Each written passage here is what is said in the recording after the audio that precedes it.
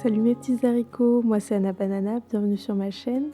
Bienvenue pour ce 4e épisode d'Entre les mailles, une série où je pars à la découverte des fibres textiles naturelles, paysannes et artisanales.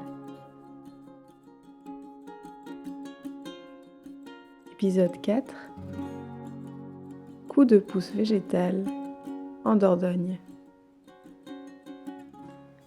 Tout d'abord, cet épisode est un peu différent de d'habitude car je ne parlerai pas de laine, même si l'écolieu où j'ai fait ma plantation syntropique accueille souvent les brebis de la bergère sans terre, que je n'ai malheureusement pas eu la chance de rencontrer. À la base, la syntropie c'est un modèle agricole qui vient du Brésil et on l'appelle aussi agroforesterie successionnelle. Mais il est aujourd'hui de plus en plus expérimenté et adapté à nos climats en France. À l'EAV, la formation que je suis en train de faire, on a eu une introduction à l'agriculture syntropique par Anaëlle Théry, une des pionnières de ce modèle agricole en France. Le but en fait c'est de recréer plusieurs strates, un peu comme dans une forêt-jardin, mais en beaucoup plus dense, en plantant sur très peu de surface des essences d'arbres, des arbustes et des plantes aromatiques, dans un but de production alimentaire. L'idée est de recréer des conditions similaires à celles que certaines plantes pourraient rencontrer dans leur milieu naturel. Ces plantes complémentent les sols en biomasse et nutriments et peuvent également être complémentaires les unes pour les autres. Et donc ce système recrée un microclimat. Au bout d'un certain temps, en plus de produire de la nourriture, car on peut allier ce système à un système maraîcher par exemple, on obtient un système autonome et abondant.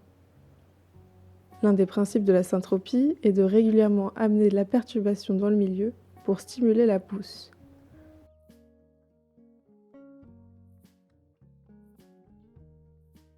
Et ces perturbations sont notamment provoquées par des tailles fréquentes, l'objectif étant de limiter un maximum les apports de matière extérieure et de faire en sorte que chaque plante présente puisse garantir la croissance de l'ensemble du groupe. Une variété va veiller à faire de l'ombre en été, une espèce va apporter de l'azote dans le sol, une plante spécifique va créer beaucoup de feuilles qui pourront nourrir le sol et créer de la biomasse, etc.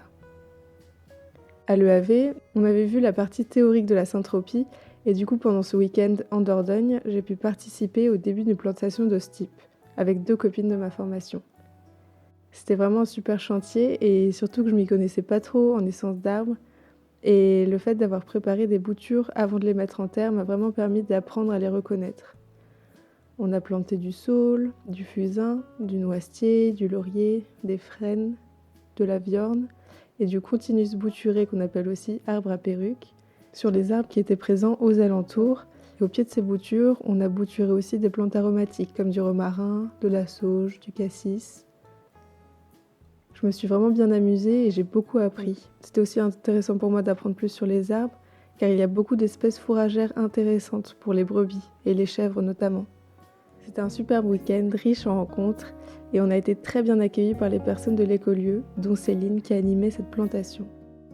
Et si le sujet vous intéresse, je vous mets en lien une vidéo faite par Opaline sur la chaîne YouTube des agronomes.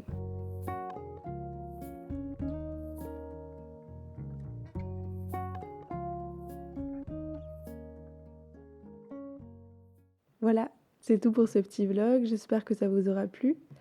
La semaine prochaine, je reviens à mes moutons pour vous parler de mes 2 semaines et demie de stage chez Pauline de la ferme de la Bacade, qui élève ses brebis et confectionne des vêtements et accessoires en laine feutrée dans le Limousin. Si la vidéo vous a plu, n'hésitez pas à vous abonner et à mettre un pouce en l'air. N'hésitez pas non plus à me laisser un petit commentaire, ça me fait toujours super plaisir de vous lire, et de vous abonner sur mon compte Instagram. Je vous fais plein de bisous et je vous dis à dimanche.